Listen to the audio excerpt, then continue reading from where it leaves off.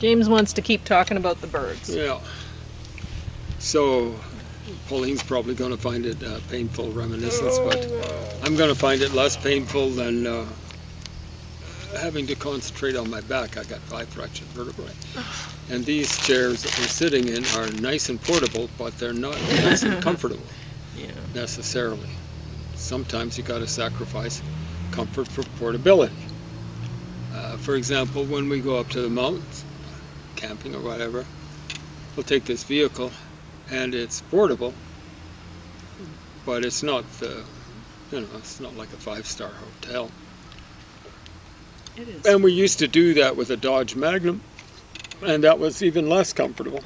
This one is actually pretty close to ideal, Anyway, and unless you folks think that I'm really spoiling myself, like I'm a huge gas guzzling polluter. I got my first vehicle when I was 56 years old. How about you folks?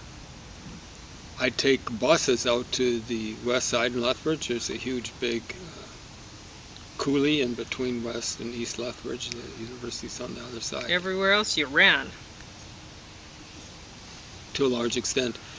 Sometimes after work, after doing more than 8 hours work, because I gave hours of free overtime. The city actually owes me tens of thousands of dollars. That'd be city management. Tens of thousands of dollars of free overtime. But usually I'd walk home, but I'd run to work. And I used to be able to I wouldn't be hammering, but it would be 2 miles or a mile and a half. I'd do it in about 15 minutes or something like that. Now understand, if I wanted to do that really, really hard, I could have done it way, way faster, But there you go. I mean, when I ran the 10-mile road race, I did it in 62 minutes, 21 seconds. So that's going along doing 2 miles in 12 minutes, but doing 2 miles 5 times in a row. So, anyway, we're talking about the Byrds, and this we'll be doing another one actually. Maybe I won't visit it on you tomorrow because hopefully you'll be driving up to Waterford. But like the Byrds twice in a week, it might be a little much for Pauline. I don't want her to drive off the road. No, I would. Yeah, she wouldn't. But some of their stuff, like with their harmonies, hopefully you appreciate that sort of stuff.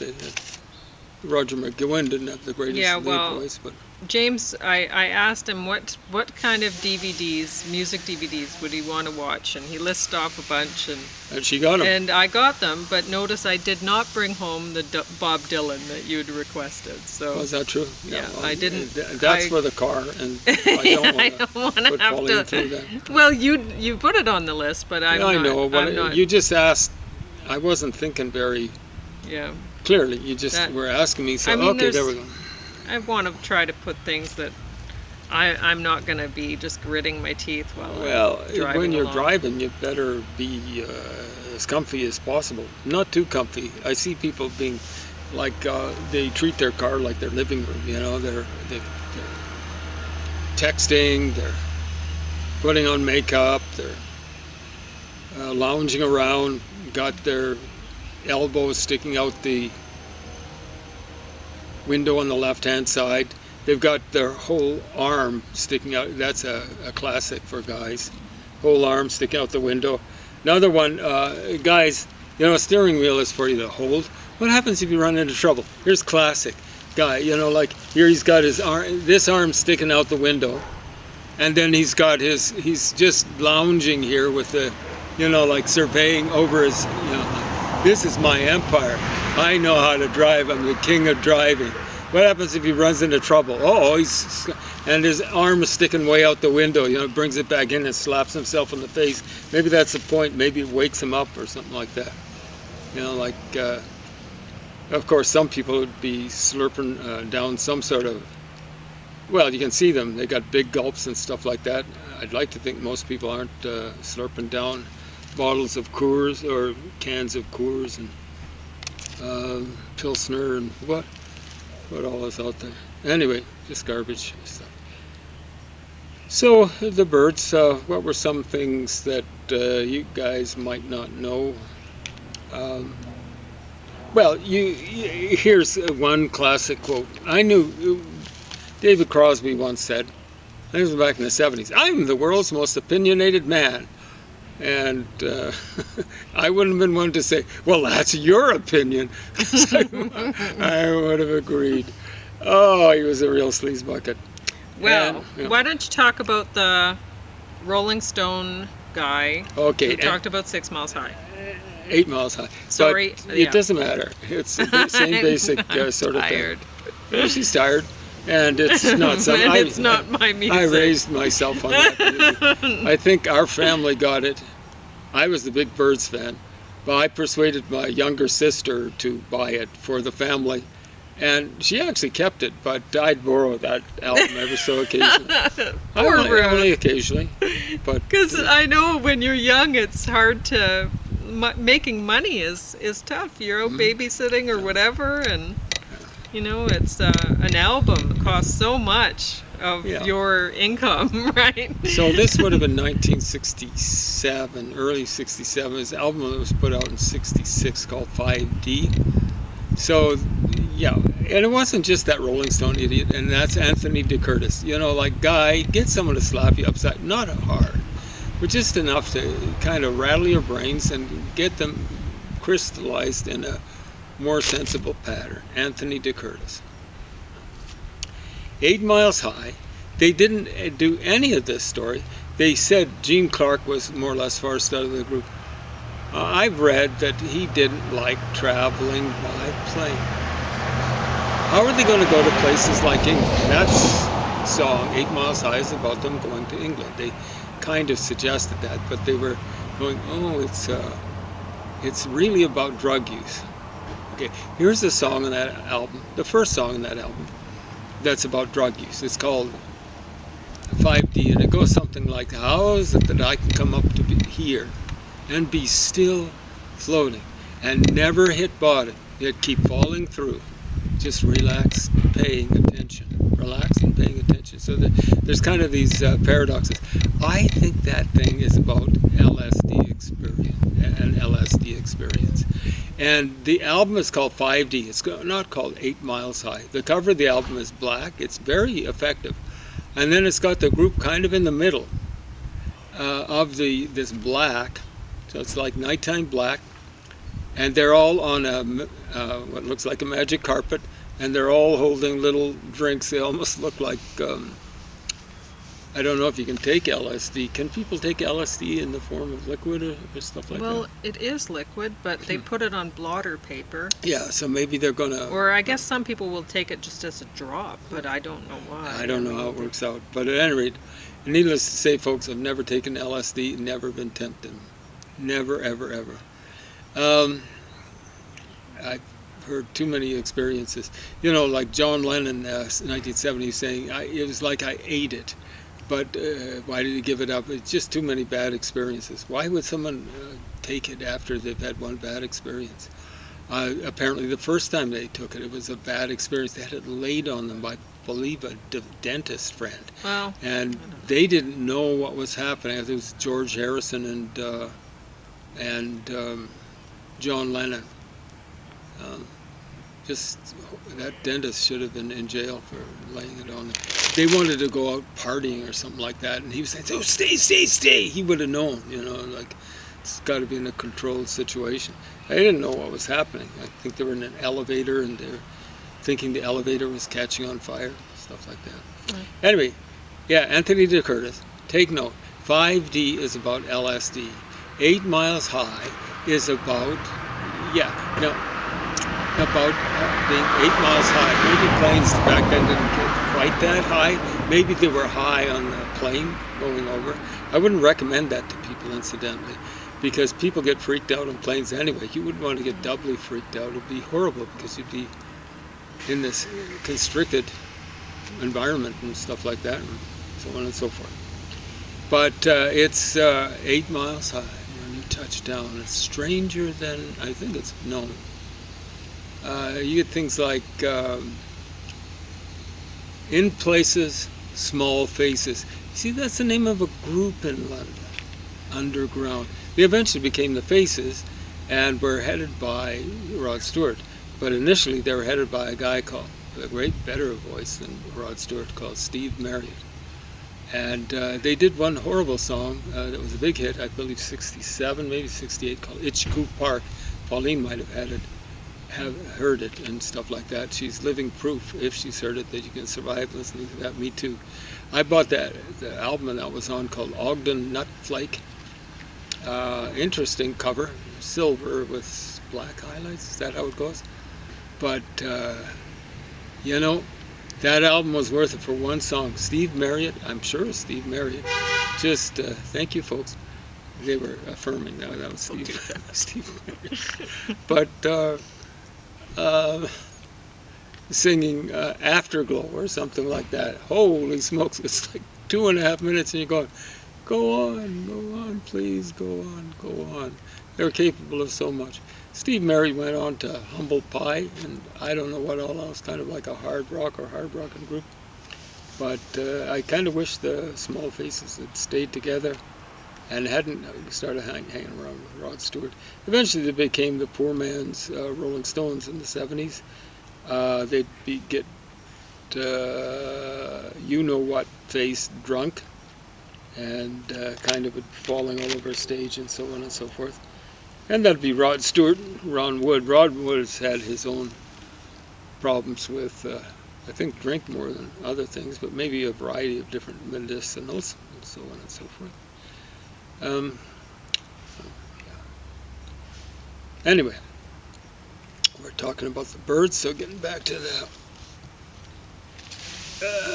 case in point. What else was some revelations about the Byrds? Oh yeah, well, 8 Miles High. Come on now.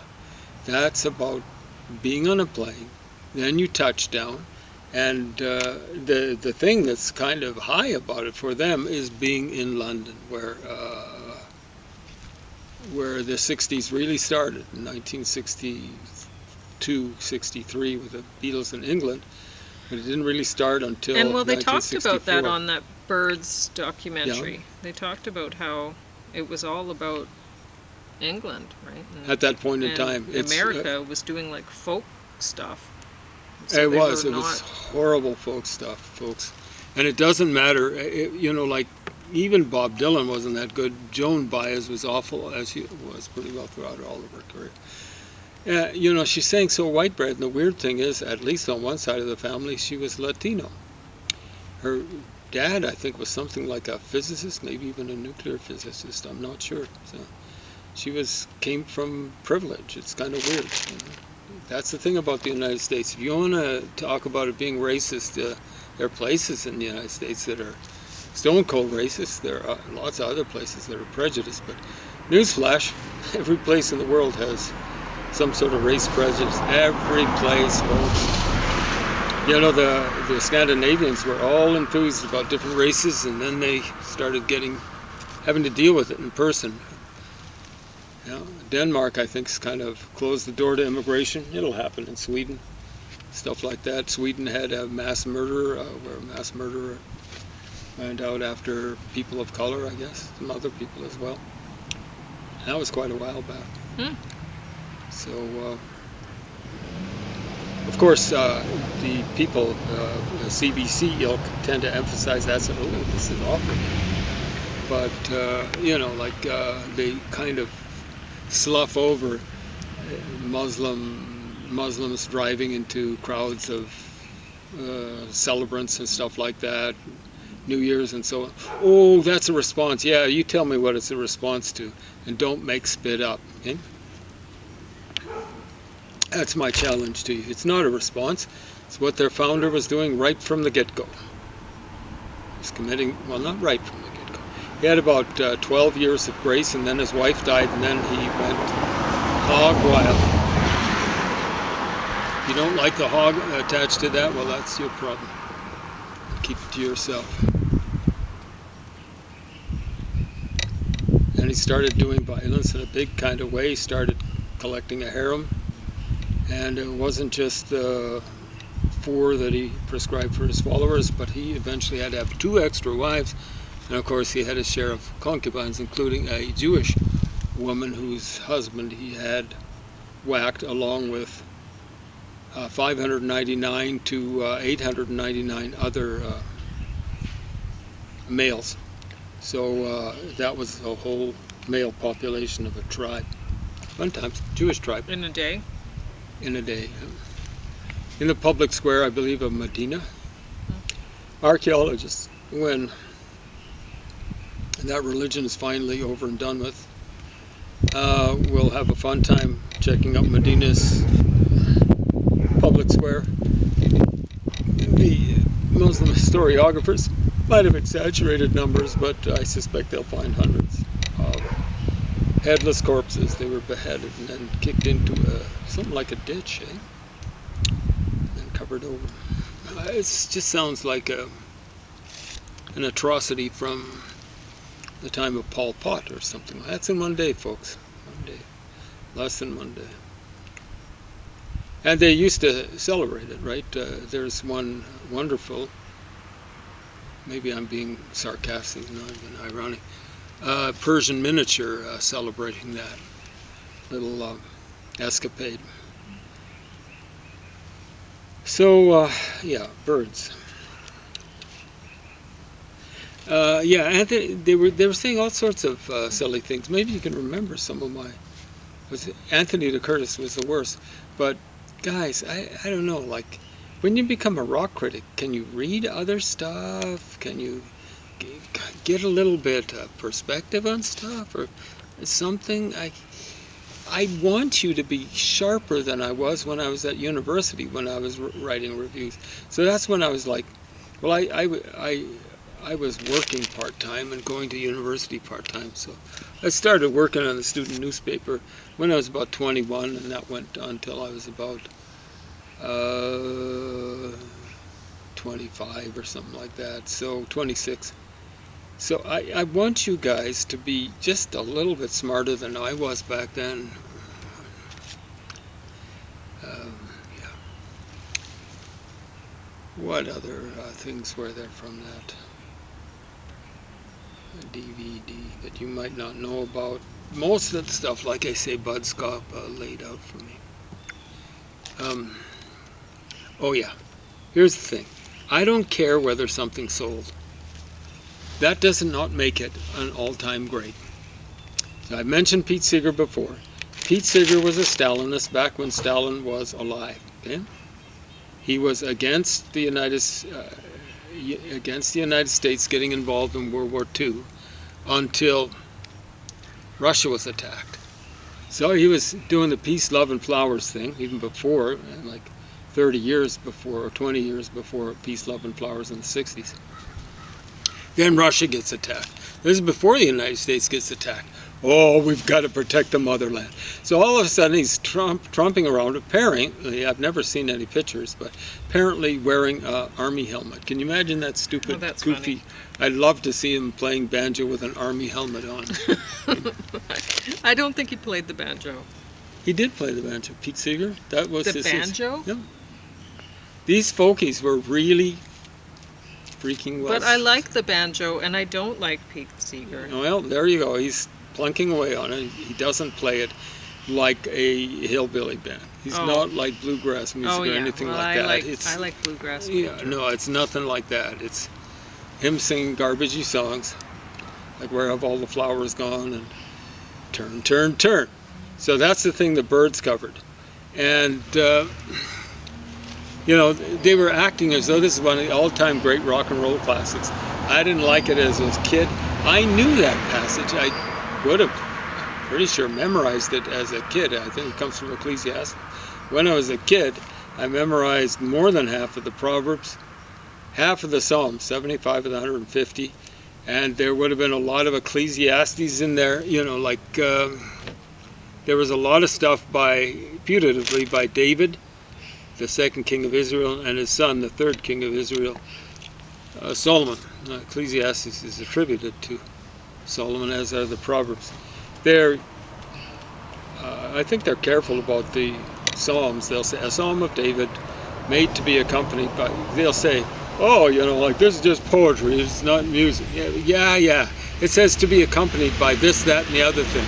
They actually distinguish, and some of them actually say to the tune of this, that, and the other thing.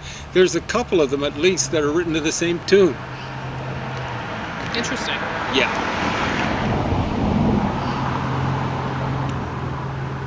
Yeah. So there'll be all sorts of people who don't know the least thing about Hebrew. They'll be saying, whoa, this is free verse. It's based on parallelism. Okay. Now, I can't tell you what the prosody is, but how do you write something to a tune? Tunes tend to be repetitive. Have a repetitive rhythm. If I have enough time, if I live to be about as old as my dad, 99 and a half, I think I'll get around to analyzing the prosody in the Psalms. In Hebrew generally, there's lots of what are written out, at least is in English translations, as being poetry, where the lines don't go to the end of the page, so on and so forth. So that's a garbage song. I don't want to hear that one, actually. Maybe you got to do it for the record, but I don't want to hear people expostulate. Even as a kid, I'm sitting there and going, well, I don't like this song, because it's yin yang. Yin yang. There's a time for this, there's a time for its opposite. There's a time for this, sub 2. And a time for its opposite, sub 2. Now on and on and on and on it goes. And then of course it comes, and a time for peace. I swear it's not too late.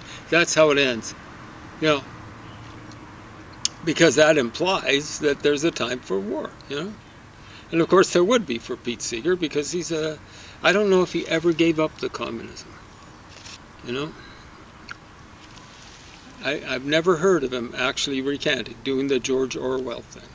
And George Orwell wasn't that bright. He was saying, like I gather he was supporting the commies in Spain during the Spanish Civil War. What he said later was, well, I should have supported the anarchists. And I'm going, well, that's getting out of the fire into the frying pan. But why is it the frying pan? Because the anarchists do a great job of putting the communists in power, or setting up a situation where the communists are going to, and then, of course, they get burned by the fire, the communists. They get cooked in the frying pan. So George Orwell, let me repeat it, was saying, I should have got out of the fire into the frying pan. Still stupid, okay, folks? Stupid. He was so stupid, he was supporting the commies in Spain. Were the commies worse than the Phalangists? Guess what? Yes, they were worse than Franco's Phalangists.